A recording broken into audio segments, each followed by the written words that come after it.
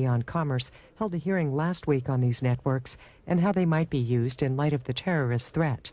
This hearing is a little more than an hour and a half.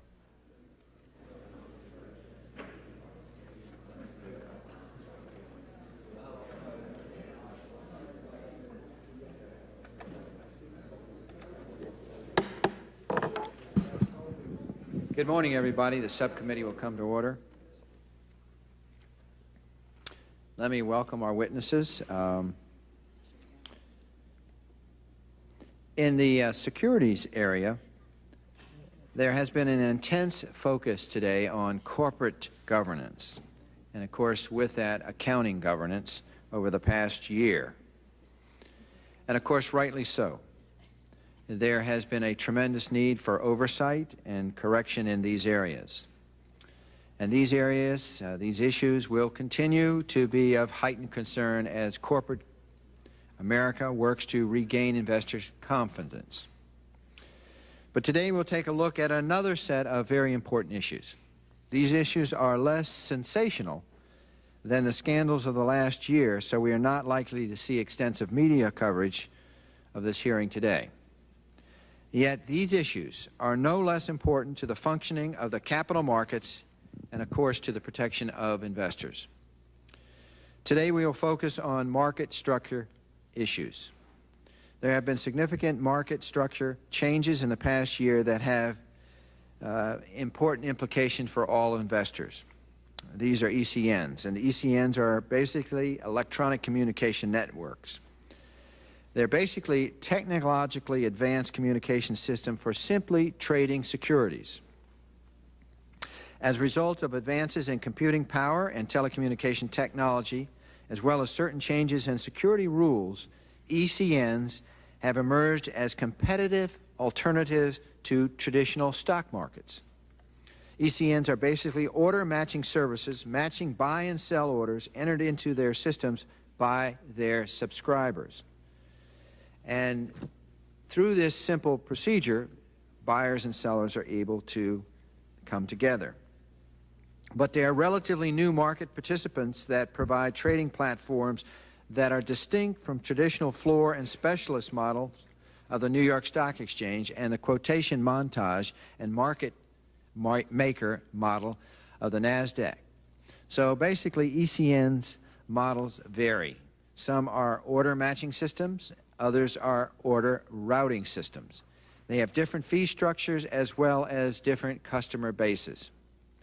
While the ECNs do have in common, though, is that they provide much of the impetus for market improvements, those we have seen over the past few years and certainly those we will see into the future. ECNs were the first to trade in decimals, the first to show depth of book, the first to offer reserves, and the first to allow anonymity to trades. These are common features now, and the NASDAQ has incorporated these functions into its super montage. But the competitive pressure of ECNs have brought to the marketplace has made trading cheaper, faster, and tailored to fit real market needs. And their presence in the marketplace will continue to push forward cheaper, faster, and of course more innovative services. But it is not only institutional investors that have reaped the benefits of ECN innovation. Small investors have also reaped the benefits.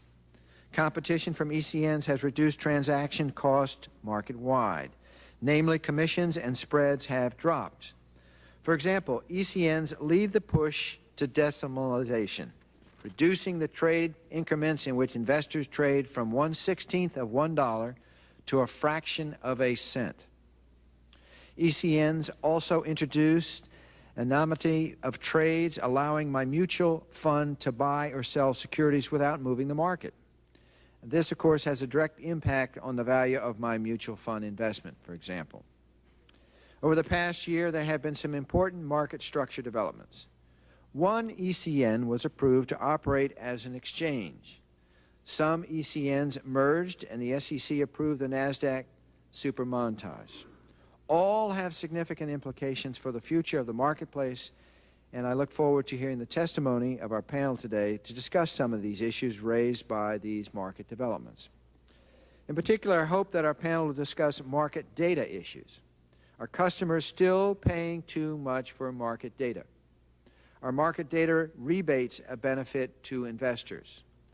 Will market data rebates solve the market data issues, or is a regulatory fix required? I also hope to hear some testimony on the status of supermontage. Has the NASDAQ addressed the competitive concerns raised by ECNs? What potential benefits or risk does the supermontage bring to the marketplace? What is the status of ITS? Are the access rules for listed securities responsible for ECN's lower trading volumes in listed securities than in the NASDAQ securities? And finally, my colleagues, inter-ECN access fees. What are the different fees, structure in place for access to ECN systems? Are these fees consistent with ECN obligations under the order handling rules to provide access to the best prices in the marketplace? These are some of the questions we'd like to have discussed today, and I look forward to discussing these with our panel. So I welcome your comments, and I appreciate your appearing before our committee. Even though Congress is out, we wanted to continue the schedule of this hearing, so I thank you for coming. And with that, I offer an opening statement to the distinguished ranking member from New York, Mr. Towns. Thank you very much, Mr. Chairman. I agree with you that I think this is a very important hearing, and that even though the Congress is out, I really feel that we should move forward with this particular hearing. And I want to thank you for holding it. I welcome all of my New York constituents this morning, of course, but I look forward to everybody's testimony. While the title of this hearing suggests that the focus is solely ECNs, it would be a mistake to overlook or to minimize the contributions and value of the exchanges and all that they contribute to the market liquidity, capital formation, and economic improvement in this country. One of the hallmarks of our system is that we offer users a broad array of competitive alternative trading venues, and I hope that we will always continue to do that. Let me note that as a result of changes in the House rules adopted by this Congress, most of the committee's historical jurisdiction over securities and exchanges are transferred to the newly created Committee on Financial Services. However, it was agreed that this committee would retain jurisdiction over legislation dealing broadly with electronic commerce, including ECNs, and that none of our jurisdiction over consumer affairs and consumer protection would be limited in any way. Accordingly, I commend the chairman of the subcommittee for exercising this jurisdiction and looking into these important matters this morning. I salute you for that, Mr. Chairman. A great deal has changed since the subcommittee's December the 19th, 2001 hearing on ECNs. For starters, two of the witnesses at that hearing, Island and Instinet, have merged. Mr. Chairman, maybe we should not have allowed them to sit next to each other on that day.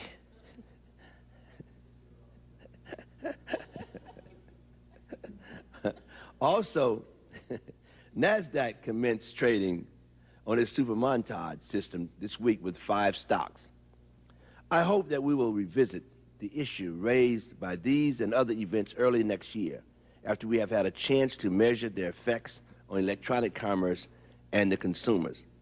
With NASDAQ trading below 1,300 and the Dow trading only near about 8,000, and with the steady beat of corporate and accounting scandals and bad economic news, Wall Street is facing difficult times, and so is the economy. Investor confidence has taken a serious beating. I hope the Congress and this administration will take the necessary steps to adopt responsible economic policies and to finish the job that the Sarbanes and Oxley Act begins. Mr. Chairman, on that note, I yield back, and I'm anxious to hear from our witnesses. I thank my colleague, and of course, as you pointed out, these are constituents of yours, so we welcome all of them. Kevin Foley, the Chief Executive Officer of Bloomberg Trade Book, Kevin O'Hara, General Counsel of Archipelago, William O'Brien, Senior Vice President, General Counsel of Brute, Robert Gasser, Chief Executive Officer, NYFEX Millennium, and Michael Ryan, General Counsel for the American Stock Exchange. We welcome you, and we look forward to your opening statement. And Mr. Foley, we'll start with you.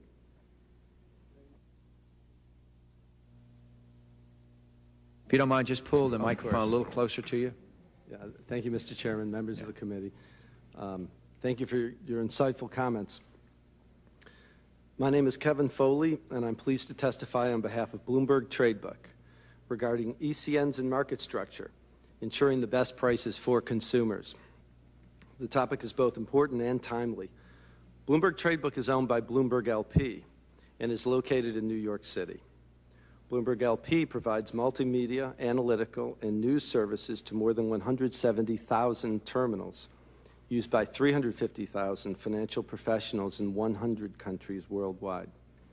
Bloomberg News is syndicated in over 350 newspapers and on 550 radio and television stations worldwide. Bloomberg publishes 7 magazines, as well as books on financial subjects for the investment professional and non-professional reader. Bloomberg Trade Book is an electronic agency broker serving institutions and other broker-dealers. We count among our clients many of the nation's largest institutional investors, representing, through pension funds, mutual funds, and other vehicles, the savings of millions of ordinary Americans. Bloomberg Trade Book specializes in providing innovative tools that make large orders small and eliminate the traditional barrier between the upstairs market for large orders and the trading floor. We bring upstairs liquidity directly into contact with small retail trading and other small order flow, and in the process we consolidate what has been a fragmented market. Our clients have rewarded our creativity and our service by trusting us with their business, allowing us to regularly trade more than 150 million shares a day in the U.S. and a quarter again as much in international securities. Electronic communications networks, ECNs, are electronic systems that facilitate trading in securities. Market structure decisions, specifically the SEC's 1996 issuance of the order handling rules in the wake of collusion on the NASDAQ market, have permitted ECNs to flourish over the past 6 years, benefiting consumers and the markets generally. These rules were designed to promote market transparency in the NASDAQ market. In the words of then SEC Chairman Arthur Levitt, electronic communication networks have been one of the most important developments in our markets in years, perhaps decades. But exactly what are ECNs, and what are we to make of their impact on our markets?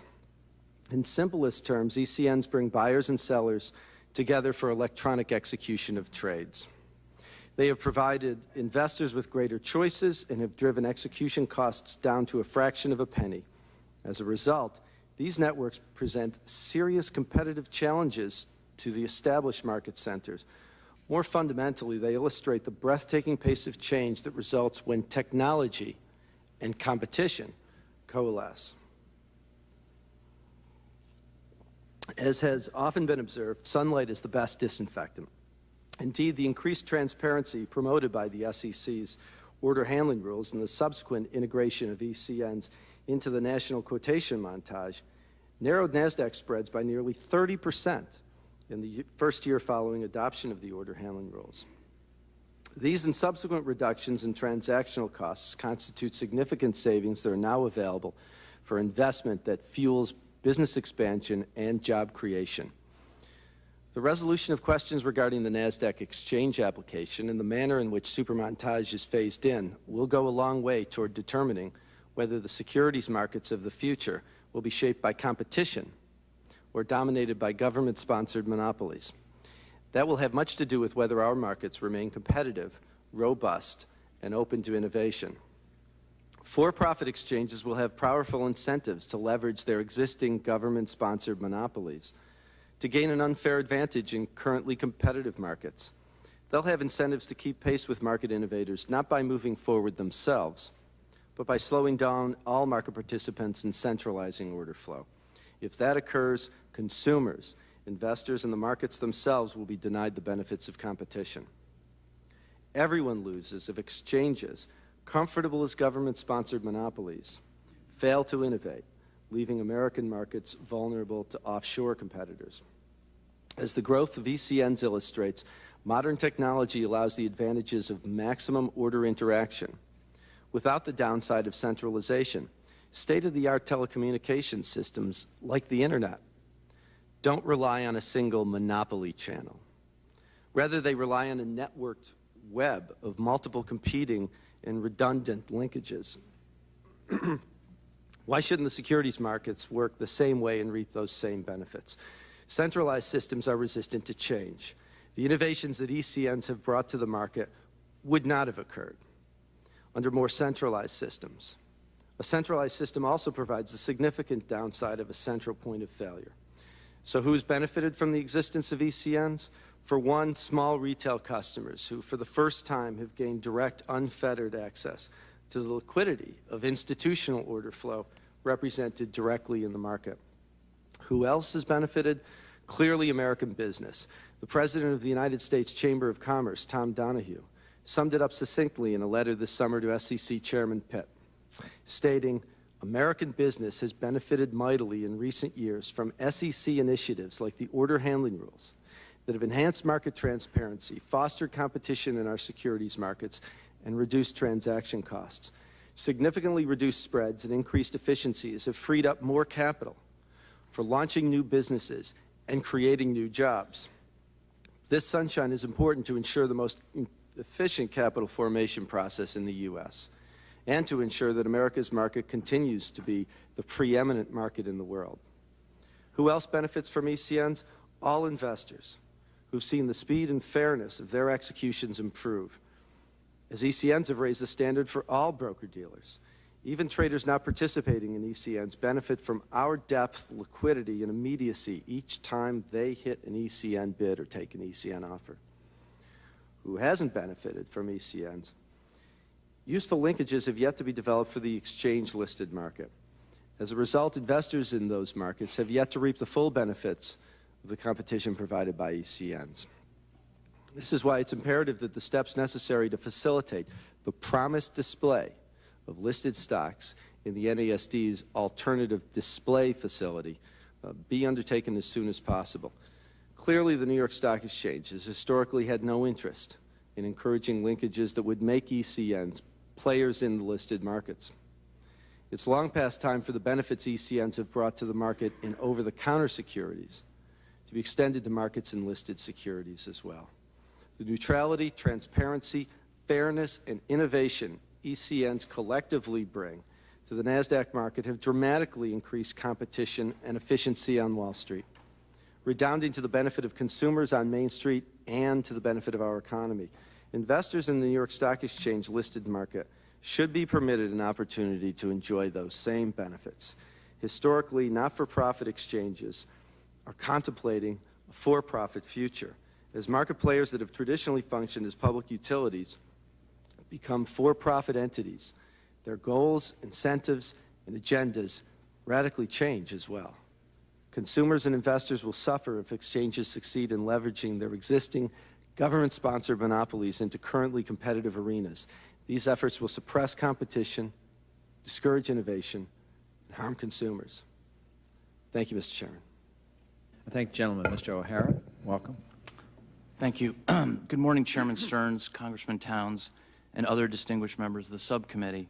On behalf of Archipelago, I'm pleased and honored to be with you this morning and commend the subcommittee for holding this hearing.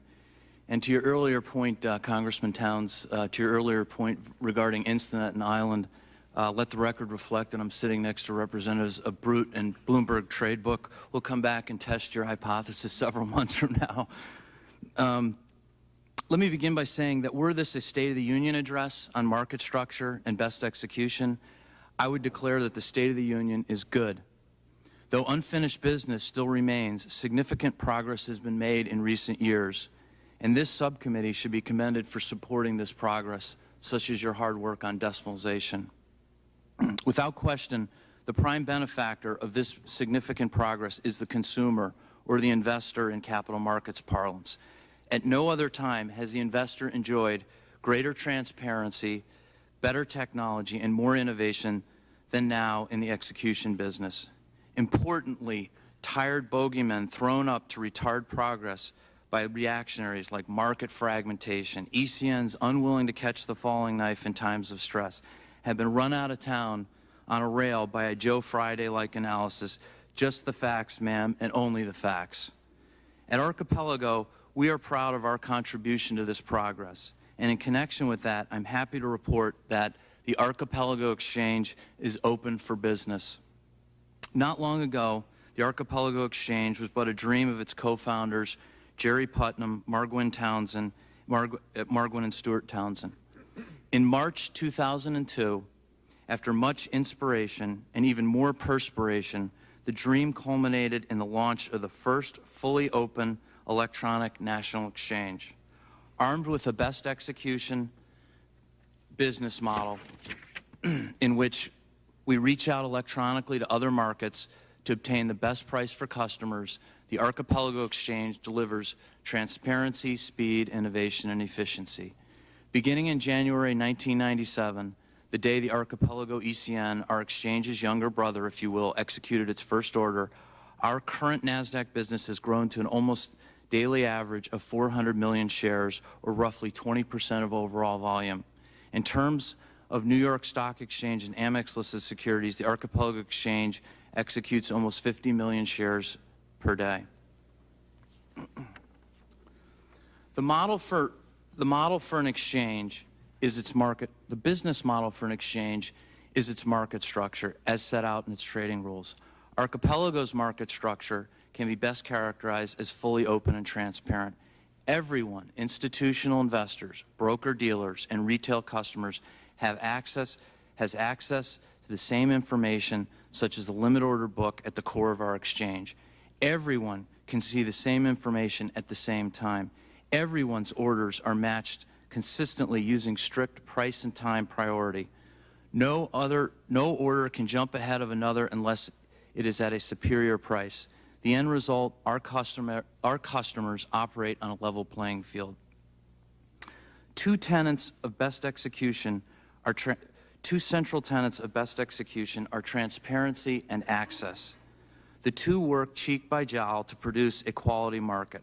Transparency is the ability to see information such as a limit order book, while access is the ability to interact with such information. Historically, the market for New York Stock Exchange and Amex-listed trading was not driven by technological solutions to provide transparency and access. Instead, floor-based systems of frenetic brokers and ever-present and very profitable specialists were charged with providing transparency and access. Consequently, technology-based marketplaces had problems gaining traction in the listed trading. While Archipelago has found a way to bridge this cultural gap by integrating our prices into the national market system, frictions still exist. Until recently, two of the largest ECNs, merger partners Island and Instinet, were permitted to hide their prices for exchange-listed securities from the public. Citing insurmountable technology hurdles, these ECNs refused to display their quotes in the national market system. As a result, better prices in their marketplaces were not available to customers who were not part of the club. Membership had its privileges. The SEC has quietly begun to tackle the sticky issue of public display of security prices for listed securities, however. 2 months ago, the SEC enforced the provisions of federal regulation ATS and took appropriate remedial steps against these hermit markets. Curiously, instead of choosing transparency and showing its quote to the public, Island defiantly went dark and ceased displaying a private market in 5 popularly traded ETFs, QQQ, Diamond SPY, SMH, and MKH. Instinet similarly shut down its private market altogether in certain listed securities during regular trading hours. Nevertheless, the resiliency of the marketplace is such that these listed shares continue to trade efficiency on platforms despite the Island and Instinet rolling blackouts. As many can attest, the intermarket trading system, or ITS, is the crotchety old man of electronic linkages. But while in need of an overhaul, to refuse ITS linkage is to make mischief with public investors, depriving them of both transparency and access. Happily, ITS reform is not far off. To address the issue, the SEC summoned the country's exchanges to Washington last week to discuss the trade-through provisions of the ITS plan. With the introduction of decimal pricing and technology changes that have enabled vastly reduced execution times, the trade-through provisions of the ITS plan have limited the ability of automated marketplaces to provide executions when a better price is displayed by a market that provides manual executions.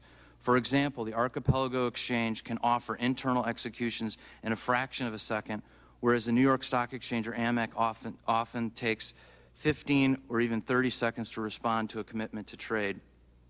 At the SEC's urging, the ITS Operating Committee is working on reform. A consortium of committee members have proposed an approach that would accommodate the differences between floor-based traditionalists and technology-based new entrants. This approach allows for the differences among marketplaces without a time penalty for those markets that have speed and efficiency as their goals. Moreover, it preserves a best price principle to protect investors while orders were represented at a venue willing to make them accessible for instant execution. Finally, this committee has a record of championing the cause of small investors. Case in point, decimalization of our markets. You were a critical catalyst for this positive change that has narrowed effective spreads in the most liquid stocks on NASDAQ and the New York Stock Exchange. This fundamental change has directly led to enormous reductions in trading costs and put hundreds of millions of dollars back in the pockets of investors, i.e. your constituents. Thank you for your steadfast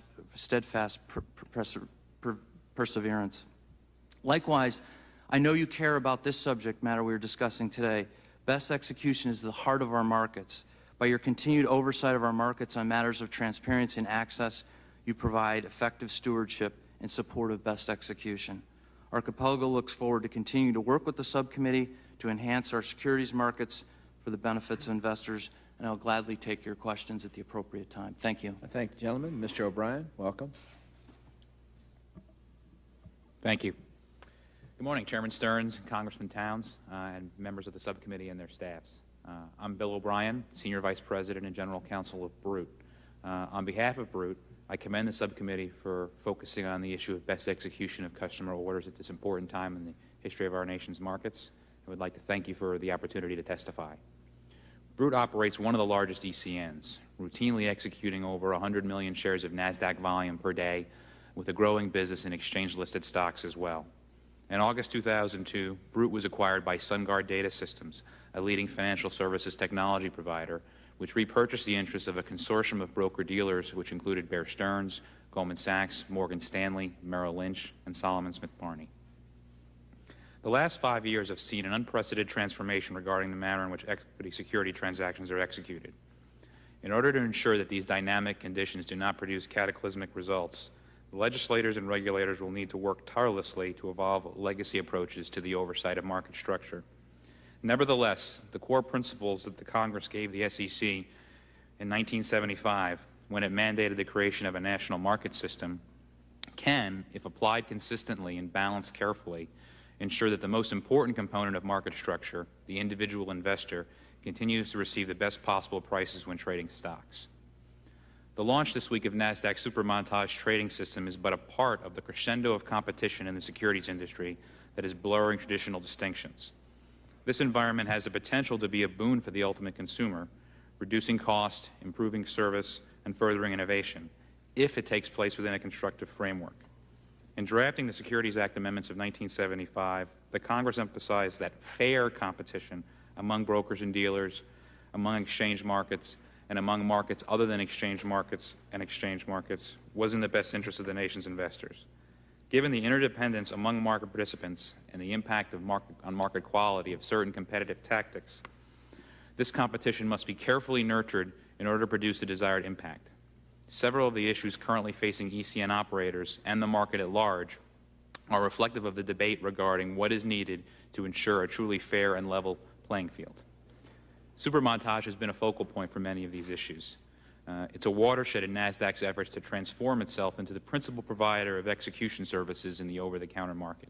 Historically, NASDAQ's primary role has been to serve market maker and ECNs by collecting and redistributing their quote and trade information, leaving the business of actually executing trades to those parties.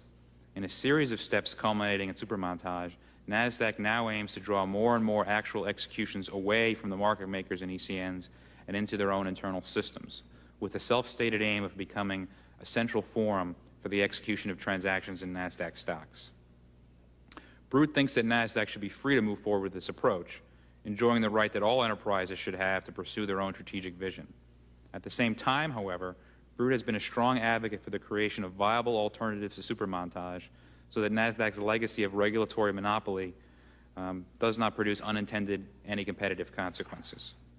Market structure regulation has long relied upon NASDAQ infrastructure for ensuring the display of best price quotation information to the public. Market makers and ECNs effectively had no choice but to post their quotations in NASDAQ to comply with SEC regulations. As NASDAQ sought to transform these quotations into orders within supermontage, the competitive ramifications became clear. Any business whose use is mandated by law is virtually unstoppable.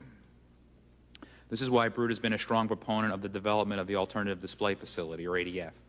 Owned and operated by the NASD, the ADF allows market makers and ECNs to do business outside of supermontage altogether, publicly displaying their best prices to consumers through a truly market-neutral facility. After over 18 months of development, the ADF took on its first customer earlier this week, providing meaningful choice for the first time since NASDAQ's creation.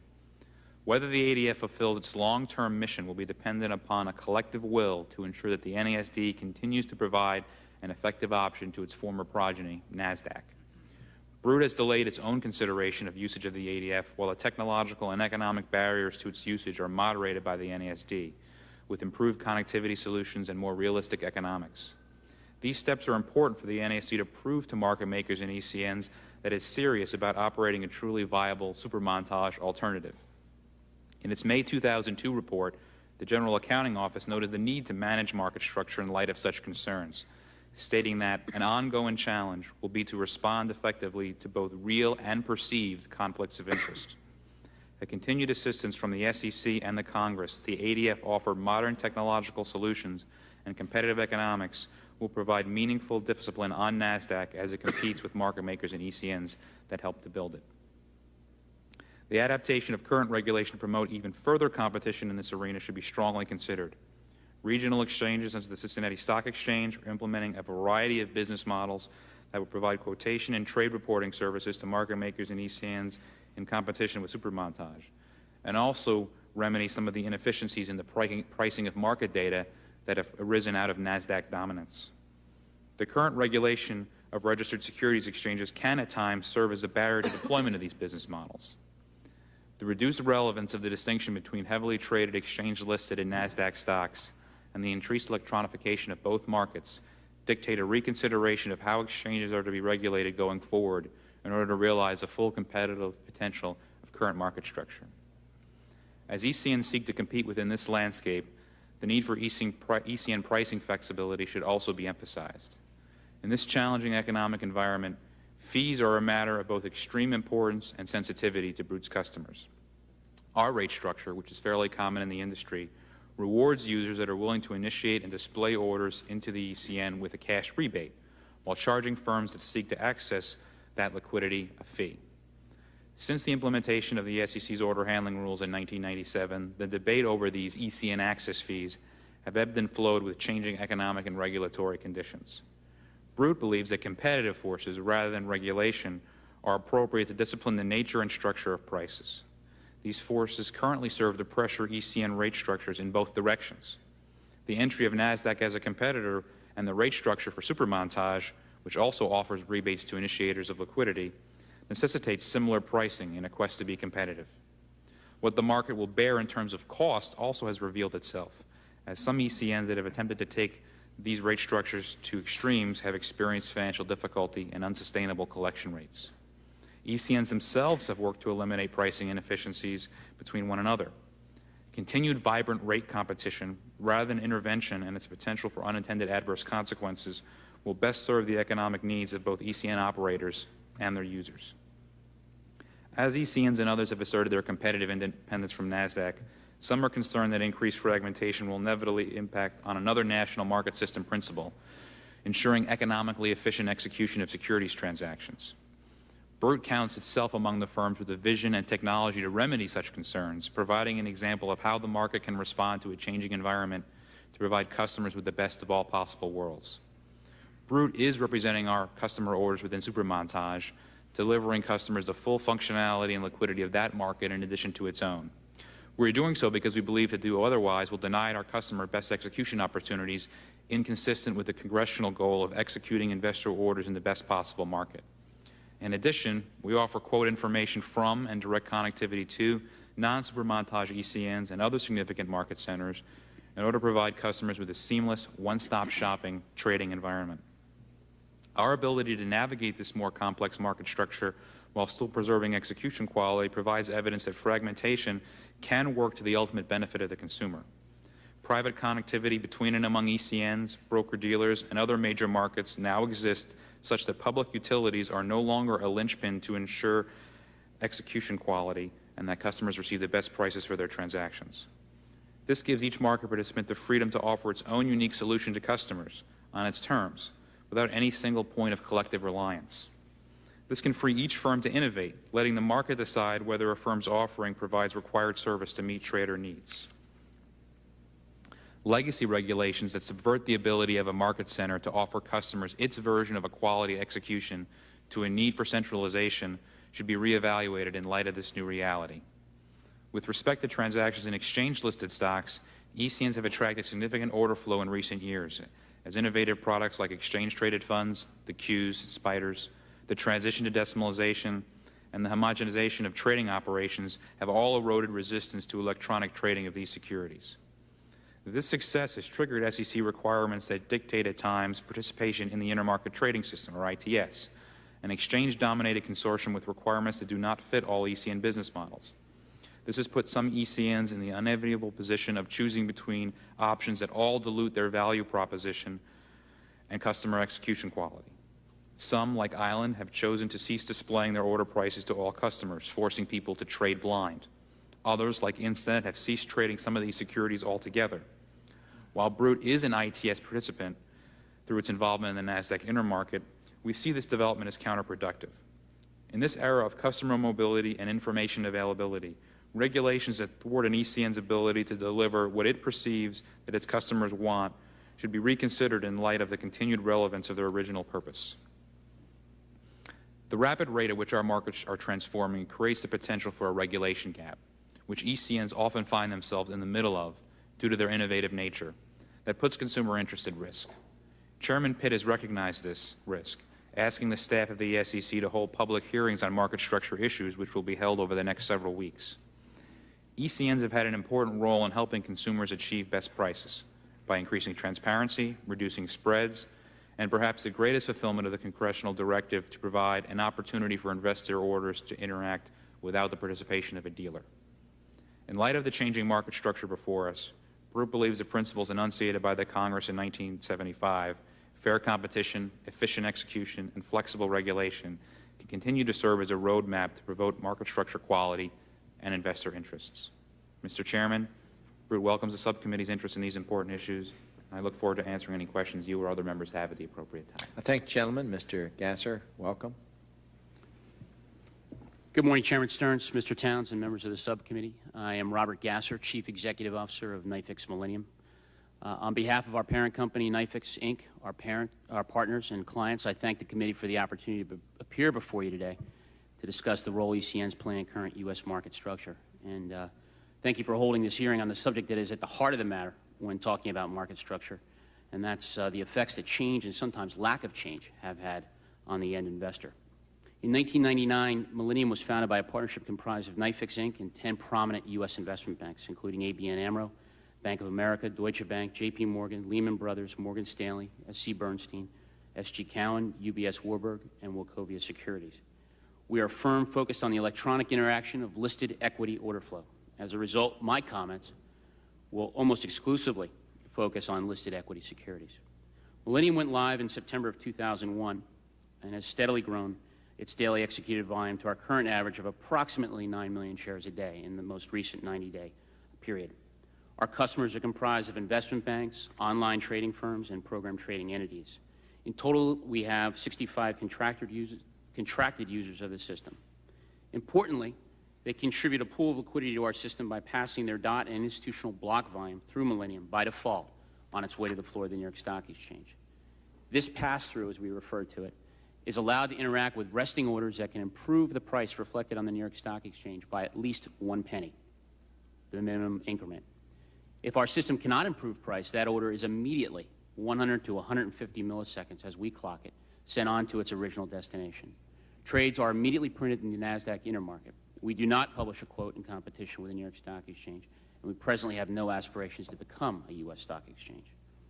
NYFIX Inc., the parent of Millennium, is the dominant provider of network services and order management technology to the listed trading marketplace. We estimate that we touch approximately 40% of institutional block trading liquidity every trading day.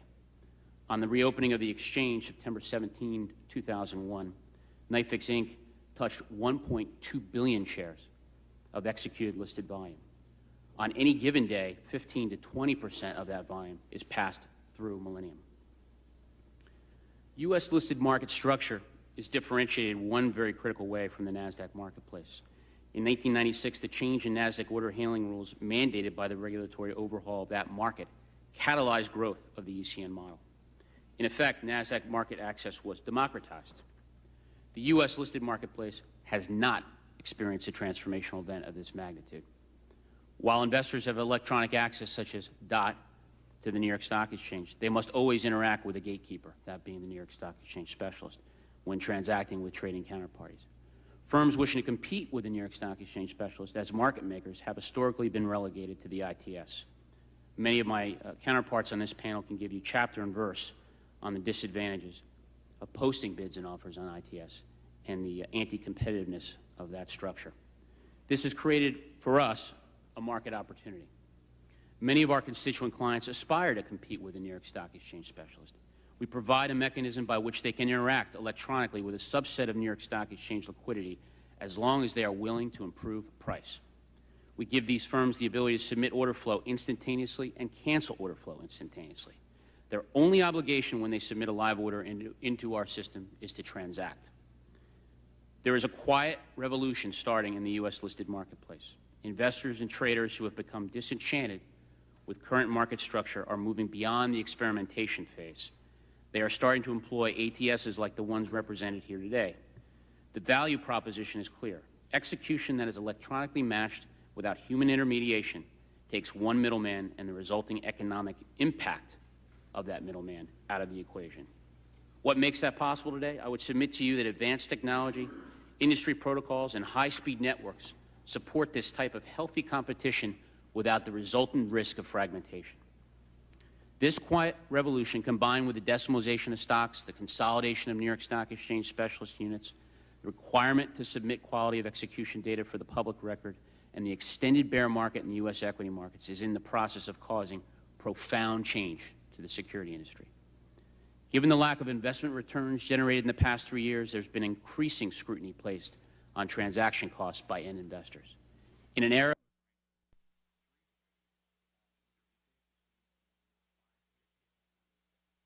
returns have been eliminated by poor market performance, best execution is not a luxury item.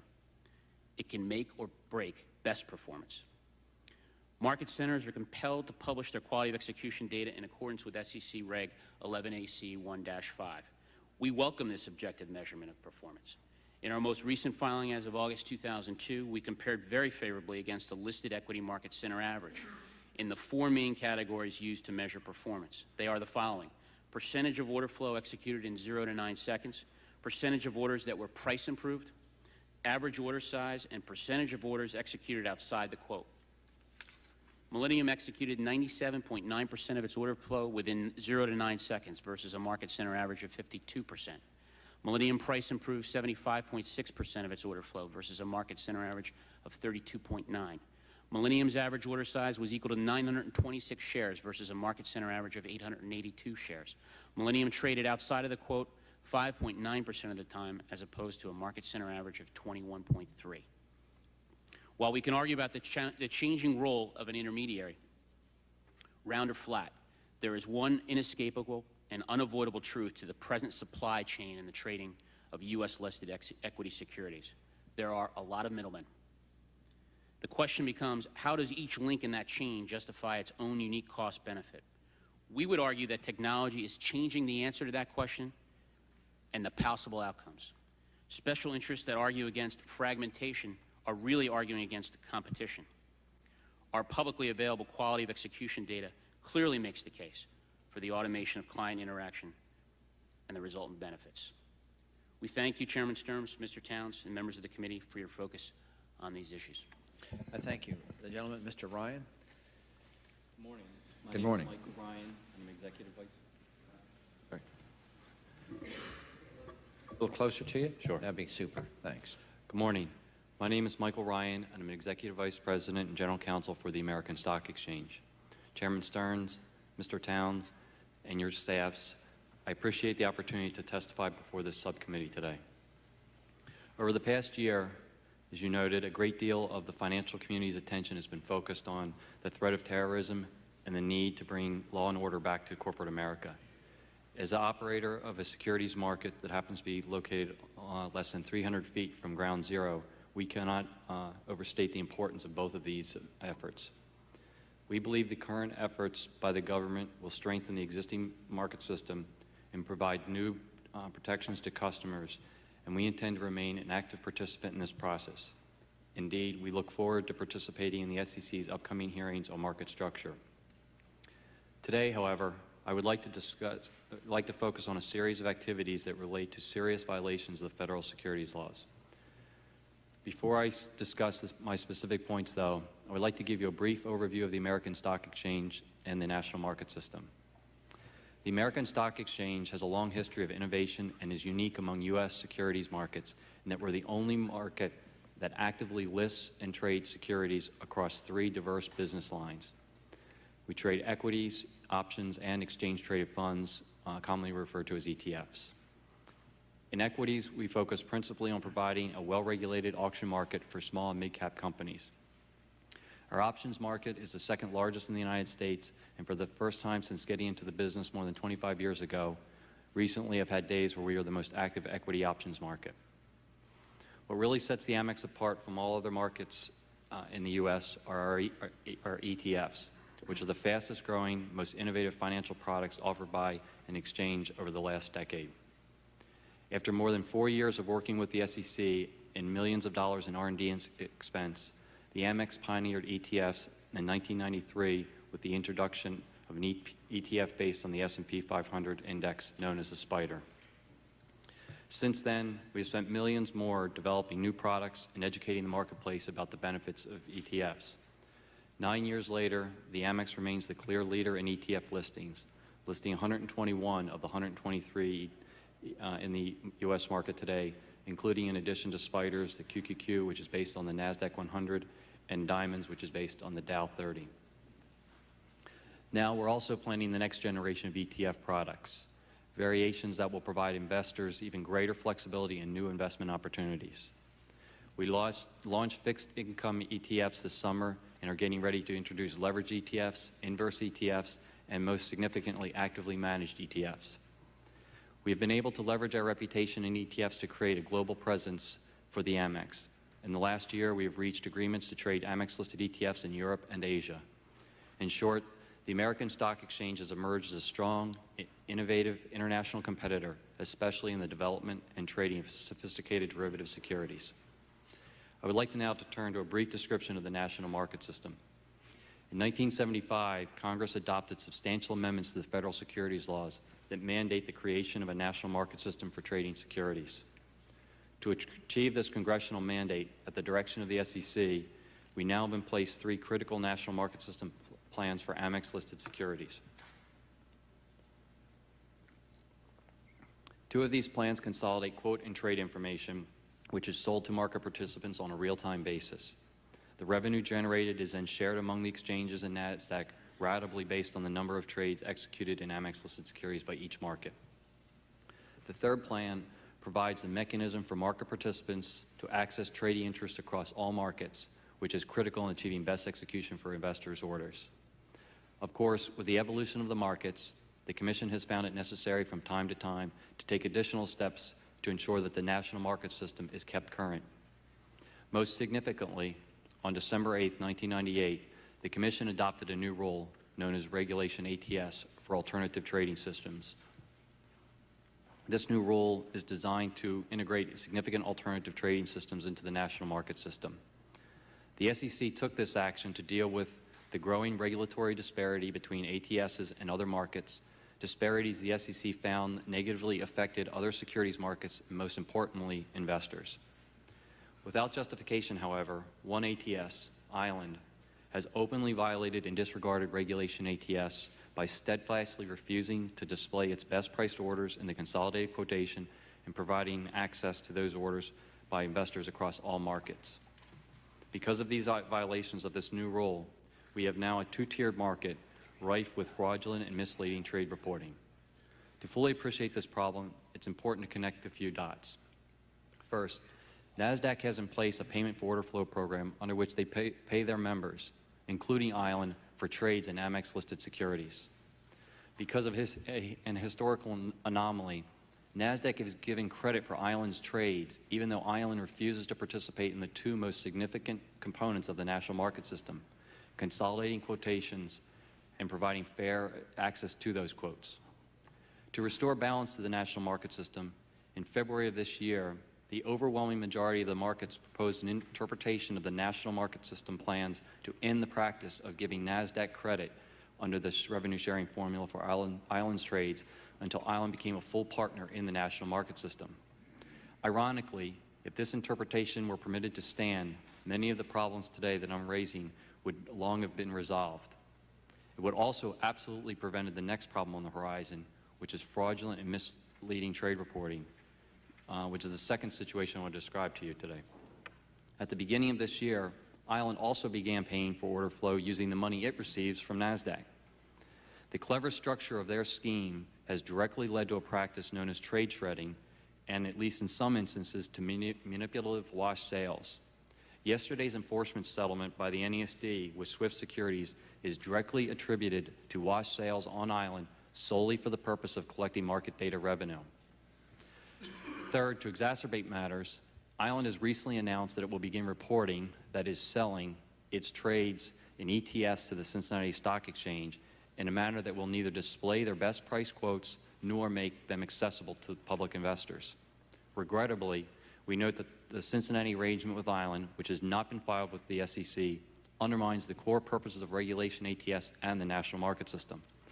Island will not be displaying its best orders through Cincinnati, and none of Island's quotes will be accessible to other markets through ITS. Fourth, this past August, the Commission provided an exemption for one of the most significant ITS rules for the three most active ETFs. This action was obviously designed directly to accommodate Island. Despite this and many other accommodations, Island has cavalierly ignored the Commission's efforts to have it join the national market system, most recently by going dark in an effort to use a loophole in the provisions of Regulation ATS. As a result, Island has all the benefits of being exchanged without any of the burdens. It does not regulate the practice of its subscribers. Trade trading and wash sales are a classic example of this. Nor does it provide surveillance of the trading activity of its own market. It does not need SEC approval of changes to its system or changes to its rules or fees, and it can pick and choose who is and who is not a member. To make matters worse, it markets itself as faster and less costly than exchanges, a claim so absurd that it is insulting to the intelligence of anyone truly familiar with their practices. The principal reason Island is faster is because it ignores investor protection rules followed by the other markets that ensure investors receive the best available price in the market. That is, it refuses to participate in the congressionally mandated national market system. Worse still, although it defies new SEC rules explicitly requiring them to join the national market system, they actually receive revenue generated from the national market system.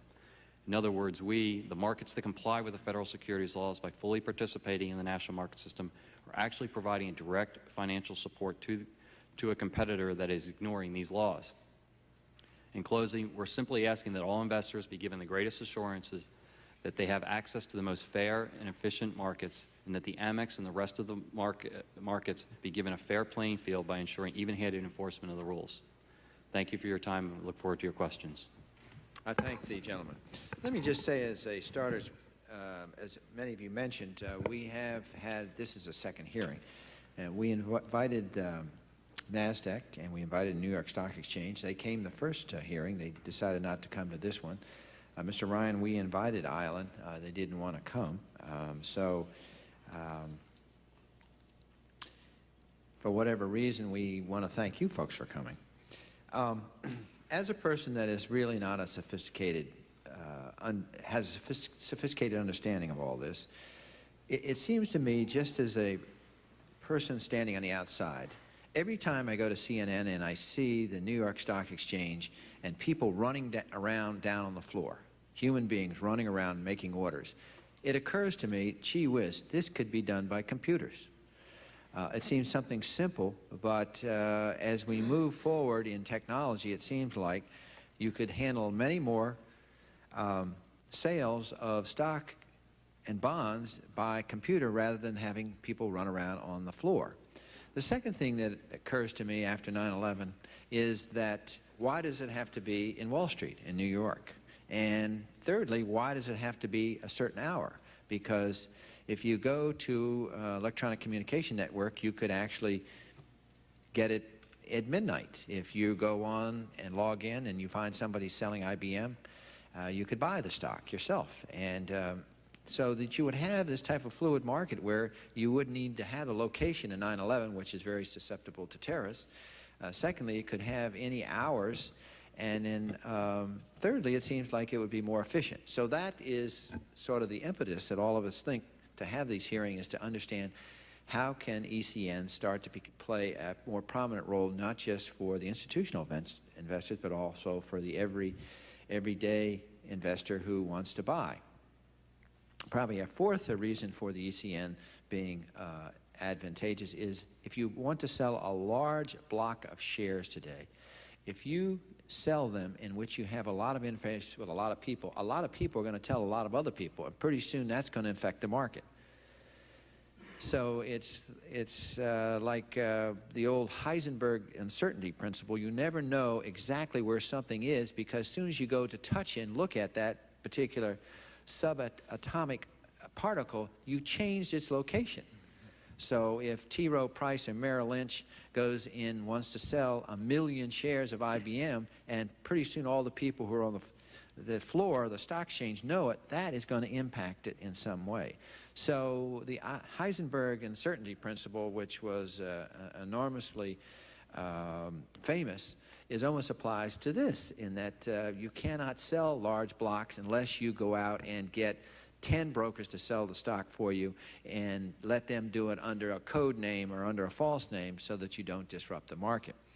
So there seems to be a lot of advantage to ECNs, and I think our purpose today is to understand what is preventing ECNs from becoming more competitive, and at the same time not disrupt the market or not try to put any particular self-interest at risk, but just try to let, as you pointed out, democracy work. That is, democratize this stock exchange so that we have innovation, speed, higher productivity and efficiencies, and at the same time protect investors so that we don't have some exclusive processor having all the information, making all the money, and having perhaps self-interest at the same time they're pushing stocks. So towards that end, let me just start out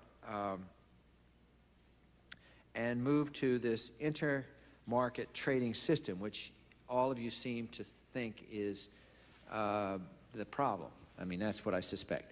So, Mr. Foley, if you can, just try to give us in a very short amount of time, or quickly, tell me what the intermarket trading system is. It looks to us, it's a little bit like the Senate, where you need a unanimous consent from everybody to get anything done.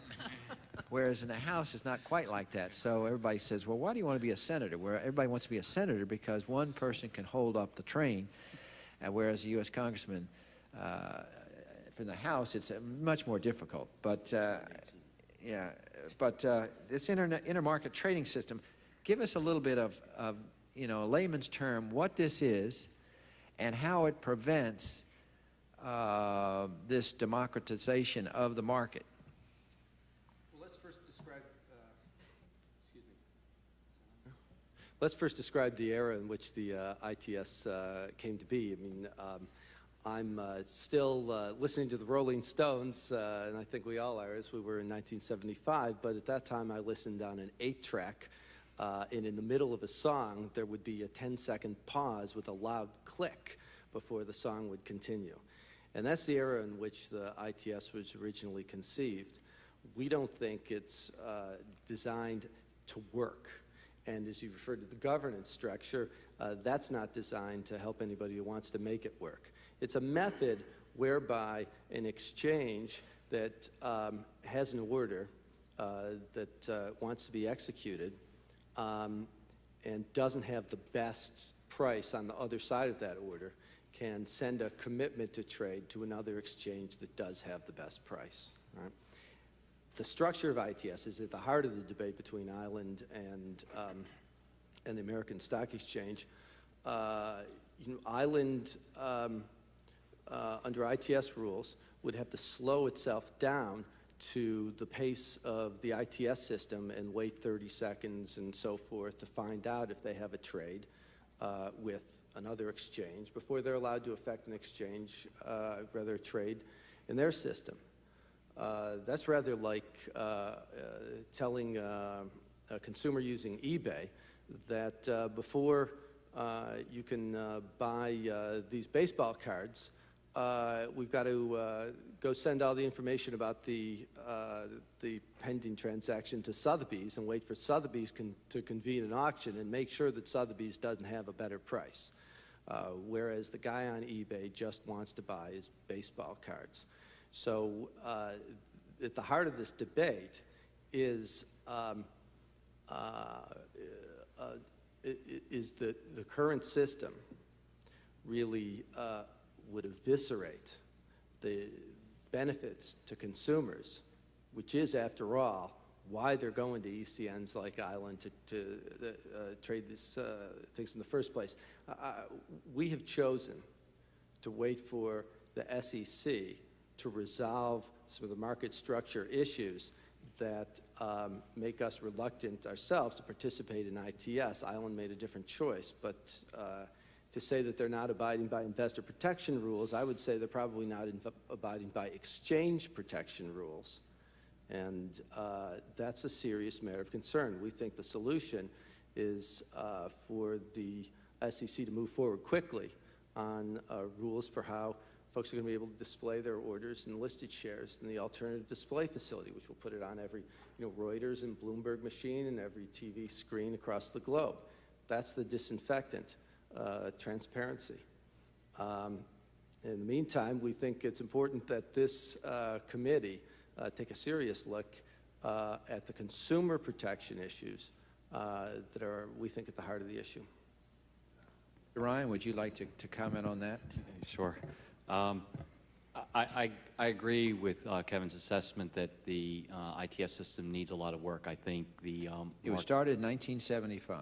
Yes. Okay. It is a outgrowth. I mentioned that in my testimony. An outgrowth of the national market system. It is the critical part of the national market system for trading listed securities. So would you agree that something that was established in 1975 probably needs updating or at least change, or not?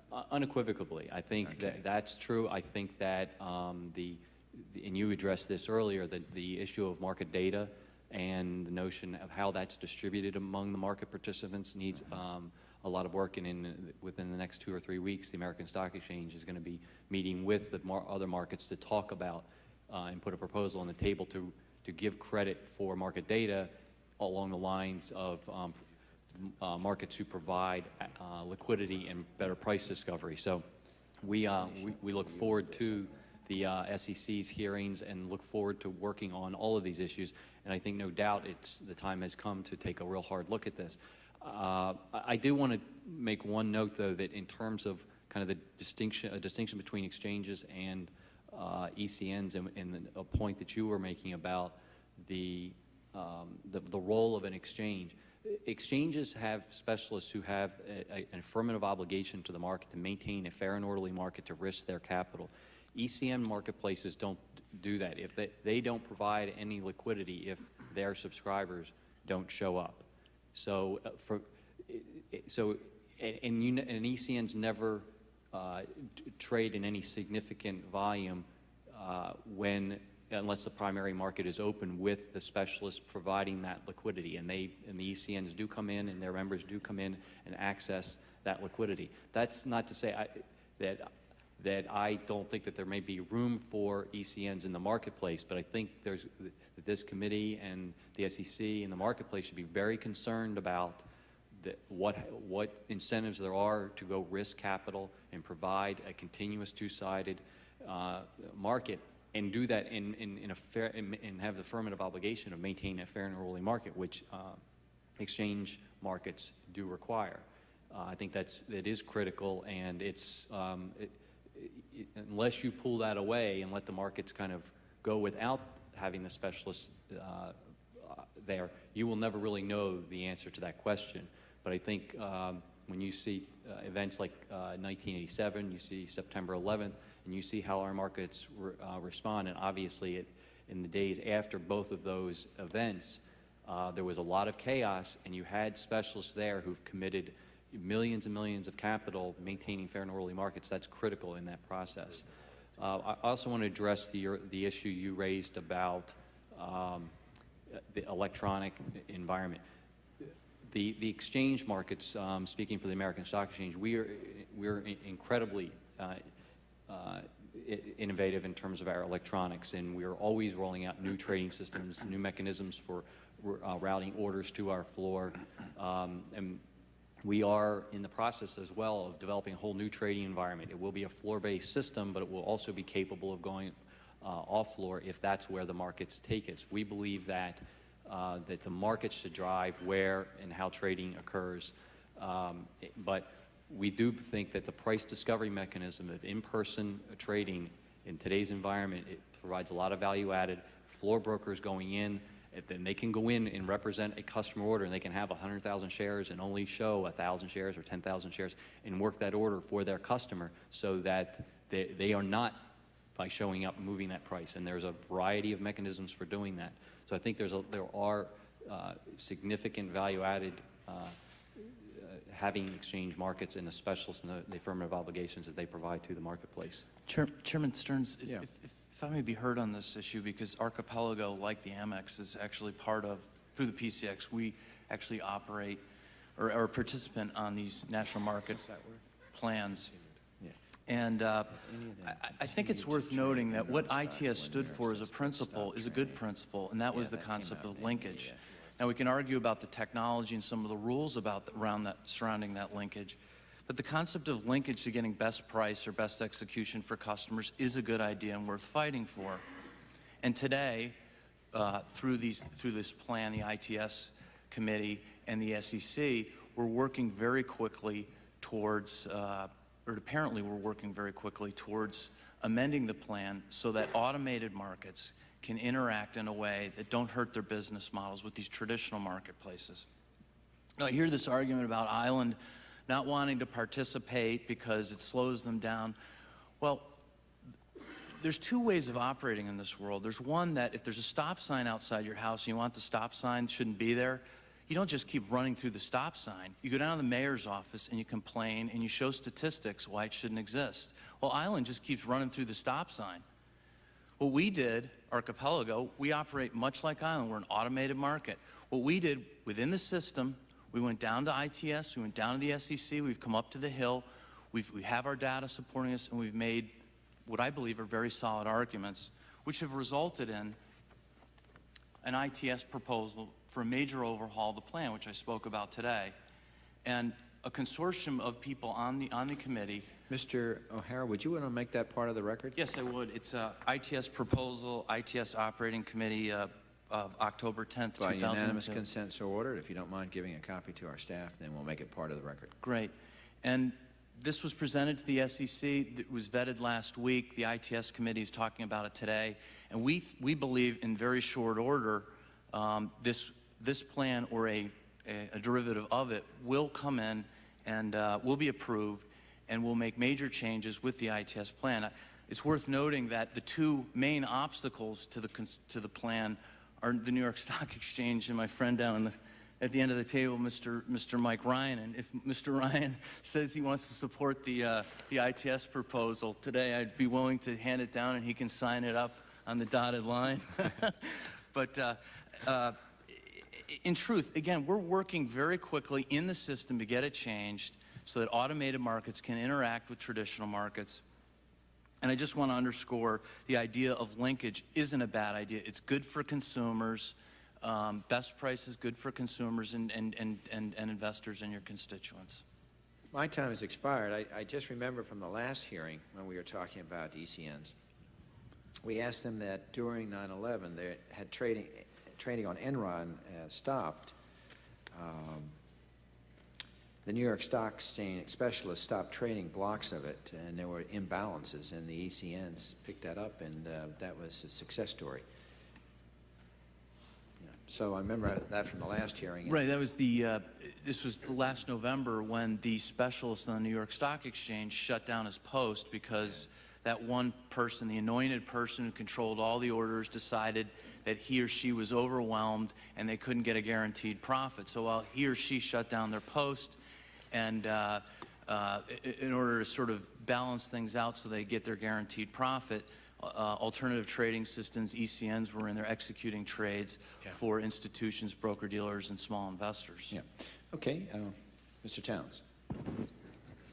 Thank you very much, Mr. Chairman. Let me begin by first answering the question that you raised, Mr. Chairman.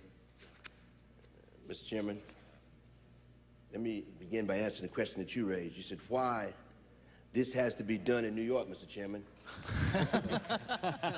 New York is the appropriate place for it to be done. And I know that's not the nature of this hearing, but I'll explain that to you later. I think we touched the hot button. Let me begin by asking you, Mr. O'Brien. You testified that Brute has delayed its usage of the alternative display facility because of technological and economic barriers to its usage.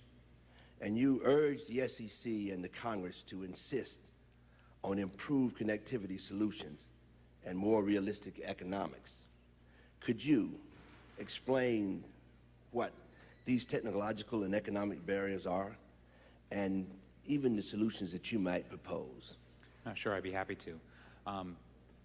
And it was interesting to note that the NASD announced that the alternative display facility was quote-unquote live on July 29th, when it didn't take on its first actual user until just this week, which highlights some of the difficulties of connectivity to these systems.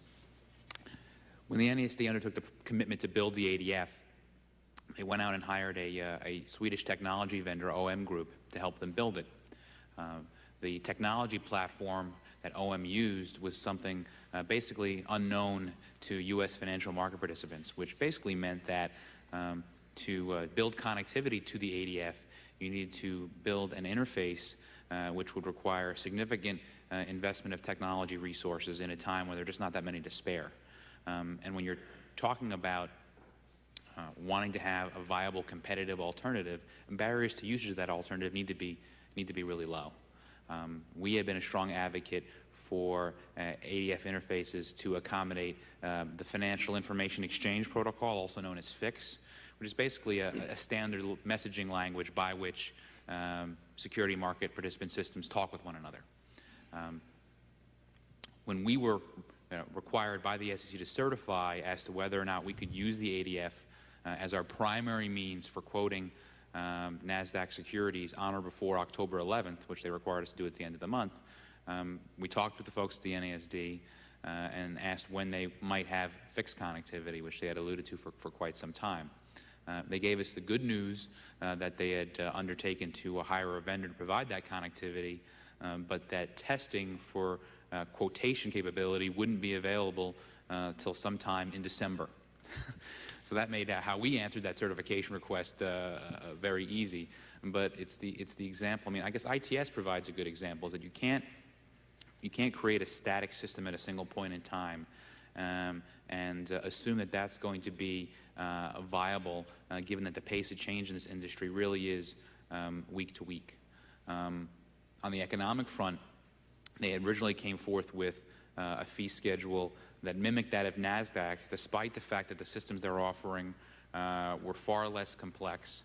And their justification for that was that, well, we needed to recoup our costs to build a system. I had a little hard time accepting that answer when you realize that they oversaw the creation of NASDAQ. They spun off NASDAQ and received over $400 million in return. And that spin-off really necessitated the need to build the ADF. So the justification of cost recovery for a non-competitive fee structure was a little hard to swallow. They've since modified that fee structure, offering volume discounts and the like, but only on a pilot basis. And it'll be interesting to see when they set a permanent fee structure going forward that it will be a realistic alternative to supermontage usage. And I would implore the subcommittee to focus on that and be a strong advocate for that. Congressman Towns, could I address a portion of that question? Sure. The exchanges in NASDAQ have a monopoly on the gathering and dissemination of market data, all right? And through that monopoly, we believe they seek to perfect a monopoly in the execution of trades as well. And we believe, and the SEC agreed, that the alternative display facility would give market participants a competitive alternative and would allow the free market competition really to be the regulator on a number of market structure issues. The SEC said the ADF had to be ready before supermontage was allowed to go forward. Now, the ADF, it's run by the NASD. NASD and NASDAQ have interlocking directorates. They have members on, each other's boards and so forth. And there's a, NASDAQ's common spelling. Right. NASDAQ's a for-profit entity. The people that run NASDAQ have stock options to profit from the performance of NASDAQ. And NASDAQ's own prospectus indicates that the success of the ADF would be a bad thing for NASDAQ shareholders. And we think that may have something to do with why the ADF was approved as viable when the very market participants who argued for its creation indicated by our non-participation at this point that it just isn't viable. The alternative display facility just doesn't display in the ways that we would need it to do for us to bet our business on it. So we are currently in the position of, for our NASDAQ stocks, of being stuck with the supermontage. We believe that implicitly in the market structure plan for the ADF, but it just isn't there right now. Any other comments on that before we move on? Yes. Okay. Mr. Chairman, I'm going to take mine right now because I want to ask all of them the same question. Sure. Okay. Okay. Several of you mentioned the phenomenon of island going dark and ceasing to display private market in 5 popular exchange trading funds, while Instinet shut down its private market altogether in certain popularly listed securities during regular trading hours. Mr. Ryan characterized this activity as a serious violation of the federal securities laws. My question is, what has the SEC done about this? And let me just go right down the line. I would like for all of you to respond to that. Starting with you, Mr. Foley. Okay, thanks. Well, first let me say that I don't view this as a long-term market structure problem because Island, for example, their market share has collapsed since they have denied their own participants the ability to see their liquidity. So transparency is good for business, right? So I think maybe there's a fit of pique over how things have played out and how the SEC has moved kind of slowly. Securities law violations, I leave that to the securities law cops for them to indicate. No. Has anything been done? Well, if anything were done, wouldn't be we wouldn't be informed about, enforcement action against somebody else. But I don't believe, I'm no expert on it, but I don't believe that the decision to go dark is a securities law violation. I do recall at the beginning of this year, Chairman Pitt asked the NESDR and Mary Shapiro not to take action against Island for the activity they had going on in the queues, and we thought presumably because they thought that was good for investors and they were going to work out the market structure issues, right? I'm not comfortable that the ITS committee, in spite of having a great plan, needs a unanimous vote to get anything done. After 27 years, I'm not confident that they're going to resolve these issues, right? I am confident that they wouldn't be meeting to talk about this if the envelope hadn't been pushed a little bit. And I think, we have to understand the underlying conflicts and maybe a little bit sympathetic to the behavior of all participants while we're still awaiting these issues to be fully resolved. Mr. O'Hara. Yes, thank you, Congressman Towns. First off, on the ITS issue, note that not only is the committee involved, but the SEC is involved. And in fact, one of the commissioners at our meeting last week said, you guys get it done. That is, reform it, or we'll do it for you. So literally, I mean, the tone we're getting from the SEC is it better be done, and reading between the lines, it better be done before the end of the year. Putting that aside, the reason, and again, I'll venture some guesses. I'm a lawyer. I know a little bit about this, but again, I'll defer as well to the SEC and the regulators.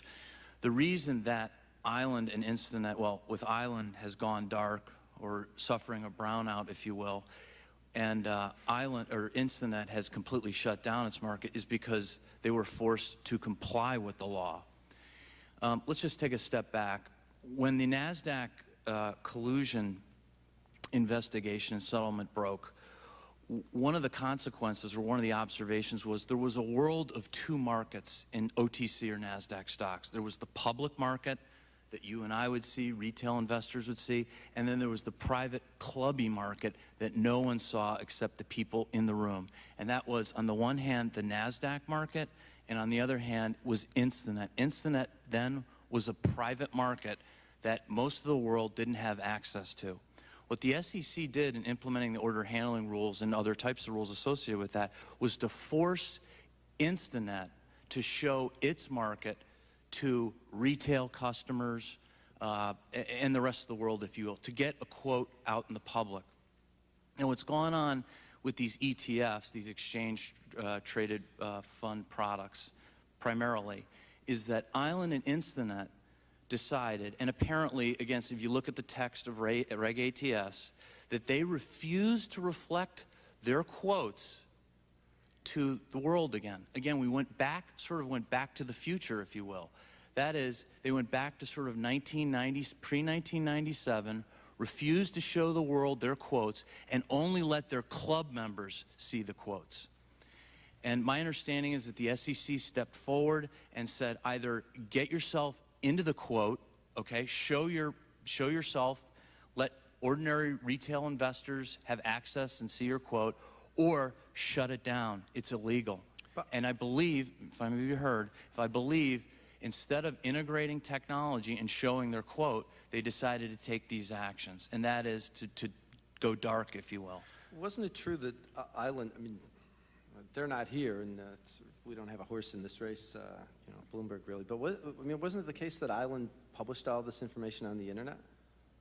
Yes, but it was not consolidated. So you, as a public investor, you needed to go to two different places, and the national market system requires, at this stage, consolidation of information. Plus, I mean, Kevin, how many traders do you know actually trade from a sophisticated standpoint staring at the internet? Yeah, quite frankly, from your own business model. Apparently, a lot of people were trading staring at a website. Kevin, your own business model, it is undermining the market, the data that Bloomberg sells, because it's not selling. It doesn't have all the information that should be available to it. Right. I didn't mean to start a fight, but I like this fight. Don't get me wrong. Again, I like this fight. We're in favor of transparency, and you're right. Bloomberg is. But Bloomberg is a disseminator of market data to customers, is not getting all of the data because you're not taking the feed from. Mr. O'Brien. Yeah, we're making arrangements to take that data. And I think it underscores a need in the listed market structure reform to separate information display issues from execution issues. If you compare NASDAQ, the NASDAQ market, the NASDAQ and now slowly but surely the ADF offer means for market makers and ECNs to show their best prices to the public without participating in an execution system rules that undermine their business models. Actually, NASDAQ, begrudgingly at times, has been good about modifying the rules of its execution system to address ECN needs. For example, ECNs don't need to take automatic executions from NASDAQ because that subjects ECNs to financial risks as opposed to market makers, which are. Unfortunately, in the listed market, to display your best price quotations to the public, you need to participate in ITS and the execution rules that come with it. And with all due respect to my colleague from Archipelago, nothing happens quickly with respect to ITS, nor ever will with its current governance structure.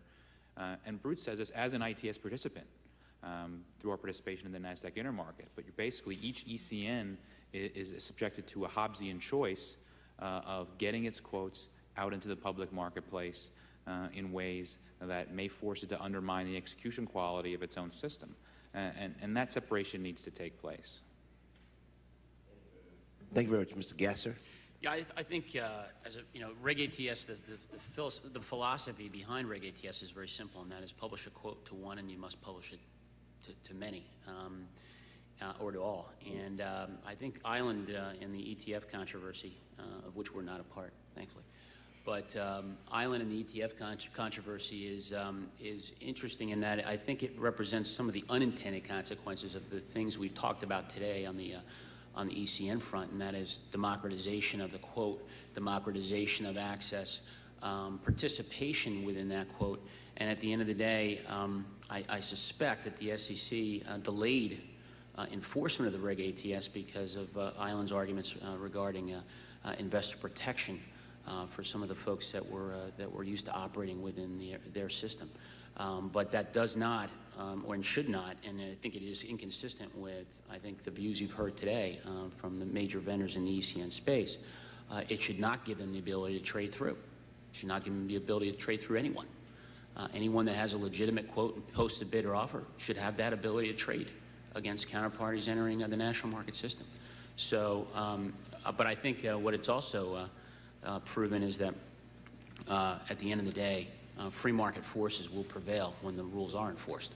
And they certainly have in this case, in that Island has lost significant share in the ETFs as a result.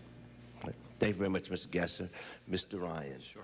A couple of points. Just to be clear, although I personally believe that Island is operating in violation of the federal securities law right now in the way it's operating, I think it is clearly a much closer call than prior to when they went blank, where there was no doubt. I don't think anybody reasonable could say that they were operating in compliance with the law.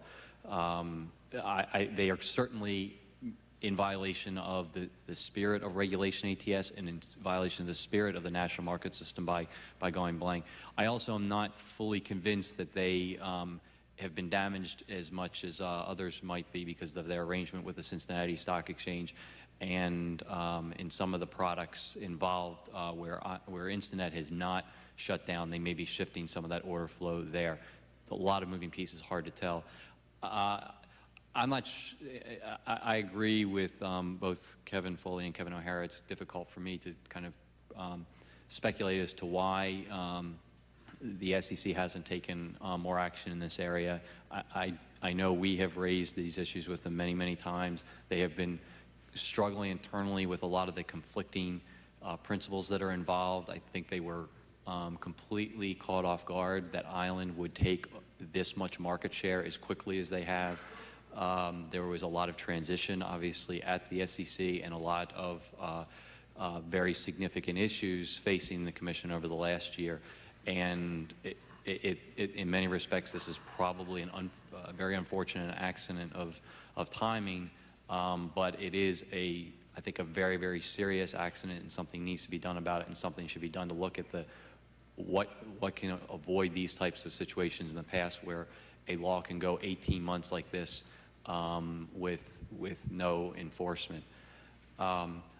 One thing I think is very important to note, and this goes back to Kevin's analogy of a stop sign. Maybe that stop sign shouldn't be there, or maybe it should be a yield sign. And, there's a lot of complexities to these issues and a lot of varying views. But there's a process for fixing things, and the SEC is the arbiter of this. And if you don't like it, you go and try to change it. And the frustrating part for us is we had, in fact, a little over a year ago, started having conversations with Island about coming to some arrangement with them and having them become part of our market to help bring them in compliance with Reg ATS. And it was rejected because that approach would have violated other principles that have been kind of near and dear to the securities markets long since before the 75 Act amendments. So it's what's frustrating from our perspective, and I think to a degree, I'm probably speaking for the rest of the panel here at some level, that there are rules and we should be following those rules. If they are broken, they need to be fixed, then there's a process for doing that. Until they're changed, everybody should be abiding by the rules that apply to them. There's got to be some sense that we know what's right and what's wrong. And it's not a perfect world, and things take time, and God knows, these are complicated times and complicated issues. But there's got to be some degree of reliability that the system is going to work, and that that the rules are going to be enforced and abided by. And I know that at least some of the panels here have modified their trading models so that they are in compliance with these rules. And it's been to their disadvantage. We've been handcuffed in things that we wanted to do, we've not been able to do. A lot of innovative issues that we've tried to bring to the forefront. Until we get the approval from the Commission, we are not doing them. And we think everybody else should be held to that standard as best as possible. And Congressman Towns, if I just follow up on that, what that gets to is the concept of regulatory arbitrage. Some people who play by the rules and have to pay the expense of playing by the rules, and others that don't. And that's what Michael's alluding to in, for instance, Island, running through the stop sign, getting to where they want to get quicker, while the rest of us are having to stop.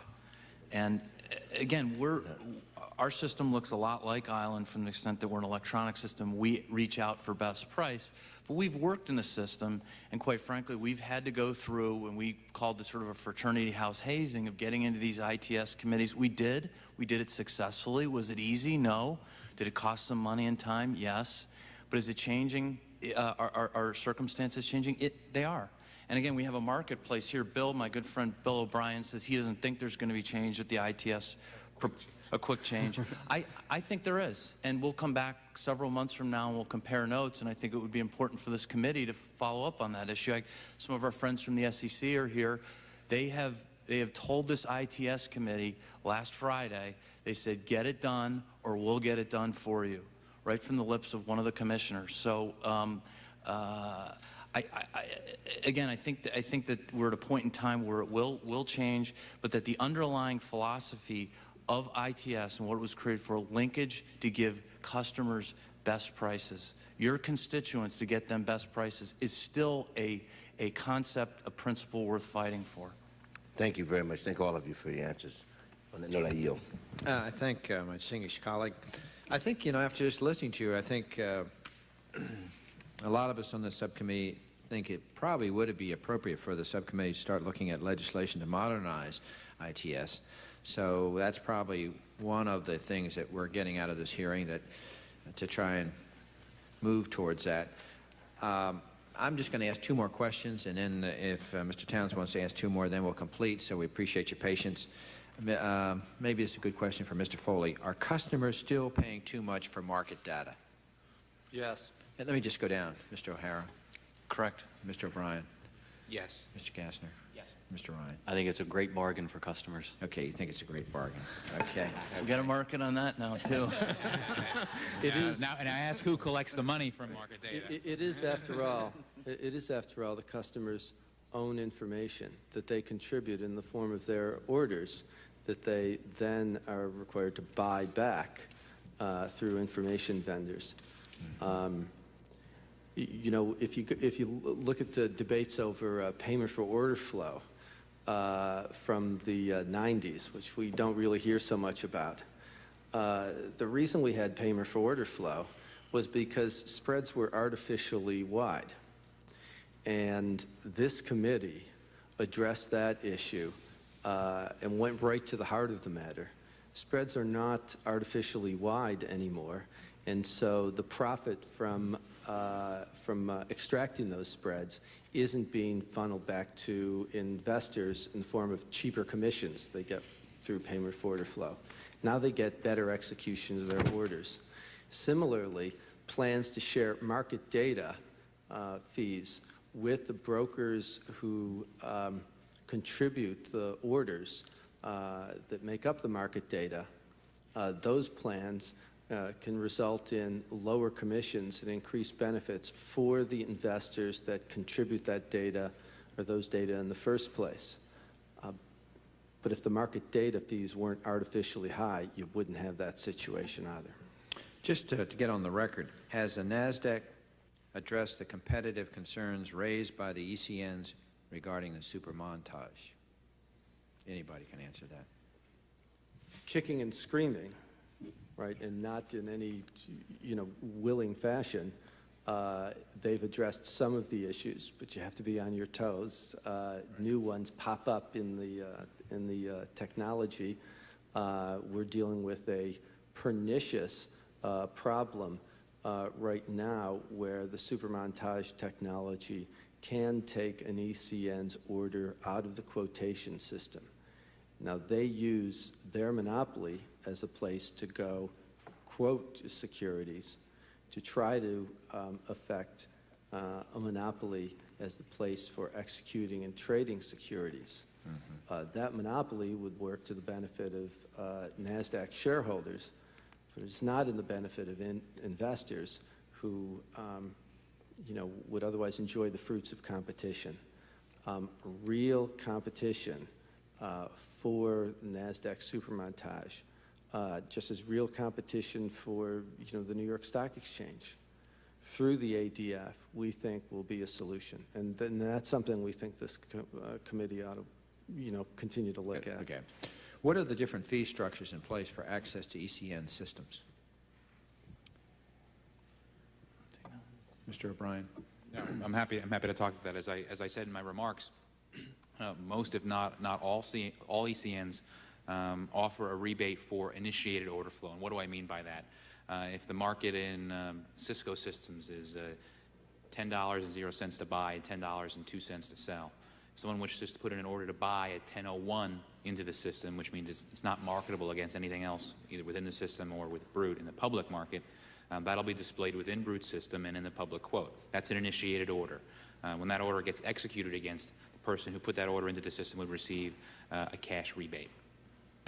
On the flip side, where someone executes against the order that has been put on Brute's book, basically withdrawing liquidity from the system, they're charged an access fee. This is very similar to the pricing model that NASDAQ uses for supermontage. It's a horse by a different color in the sense that they call the rebates they hand out to market makers liquidity provider rebates, and their charges execution fees. But it's that basic same model. And that's actually where the NASDAQ and the listed markets actually radically apart from one another, in that there is no cross-subsidy, if you will, in the listed marketplace. There's no encouragement to post limit order flow. While folks like ARC and Island will do that, the inefficiency of that market, and that inefficiency gets back down to this ITS issue. By inefficiency, I mean the inability for that quote to always interact with the marketplace, and the listed marketplace has prevented that type of encouragement for folks to add liquidity to the market in competition with New York Stock Exchange specialists. So in the listed-centric marketplace, such as the one that we operate in, it is a usage fee only. It is only a charge today. Chairman Stearns, if I may add to that, the concept of access fees is a very American concept. That is, if you provide a service or a product, one should have to pay for it. And I think we all believe in that concept. Whether Archipelago reached in and took liquidity from the New York Stock Exchange or from Brute or from any other venue for one of our customers, we should have to pay for that. And that should apply across the board, quite frankly, that whether it's a someone reaching into a market maker or an ECN or any other venue that has a service or product to provide, they should pay a market rate for it. One problem, however, and has cropped up is that with these access fees is that some venues are using their market power to charge competitors with sometimes 3, 4, 5 times what they would charge a normal, ordinary customer for a hit and take. So for instance, we have a best execution obligation, and we believe in it because Congress told us to believe in it, and we believe in it just as a business philosophy. So when we reach out to our customer, previously when we reached out to our customer to Island or Instinet, Island would charge us 5 times, 5x what they would charge a normal customer to access liquidity. Again, we're reaching out because Congress told us to get best execution. We want to get best execution for our customer, and they would charge us 5 times that rate. Instinet, not as bad, but a multiple of 2 or 3 times what they would charge their customer. Now, as of recently, they've changed their ways, and we'll see if they stand on that position going forward. Although I do note that Island has arbitrated against us. We received a filing saying that they want to recoup all these gouge fees that we've refused to pay recently, and some of my ECN friends here as well have had to endure that.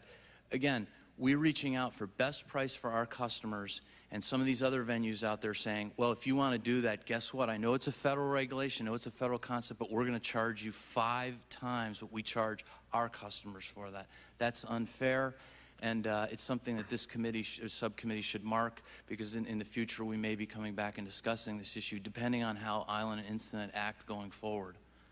Mr. Chairman, there's an easy way to clear up this issue, we think. We believe access fees should be abolished.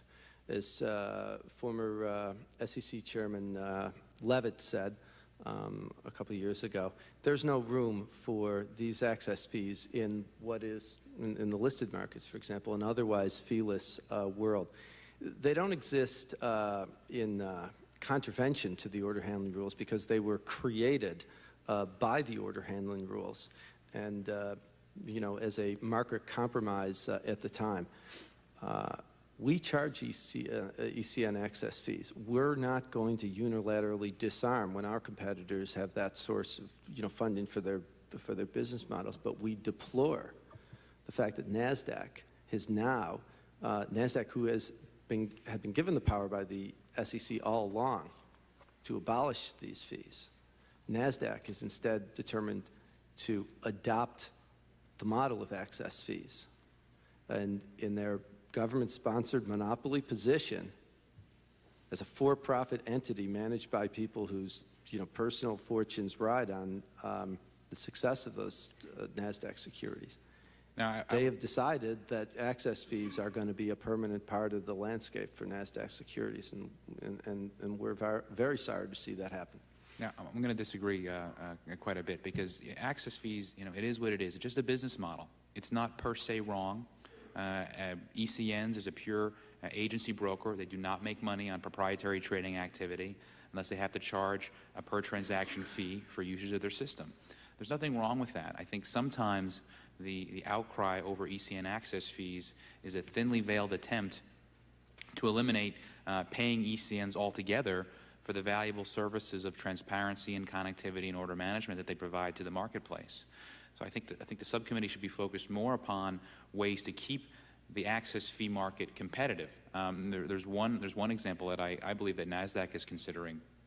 Right now, how supermontage works is that within any certain price point, meaning by that I mean, you know, $20 or $19.99, they allow people entering orders into supermontage to trade against firms that do not charge an access fee, market makers, before trading with firms that do, ECNs, offering, you know, price protection within any within 1 cent increment, but reducing, if not eliminating, ECN access fees. I think they're looking at improving the technology even further, because right now, when looking at someone as to whether or not they charge an access fee, it's kind of a Y or N logic. But they're exploring making that logic scalar, and by that meaning treating ECNs that charge lower access fees better than those that have taken that rate structure to an unreasonable extreme. Things like that, which promote competition within a business model, as opposed to draconian measures to force industries to change business models altogether, are what the subcommittee should be looking at to reduce costs and improve efficiency in this area. Gentlemen, I thank you.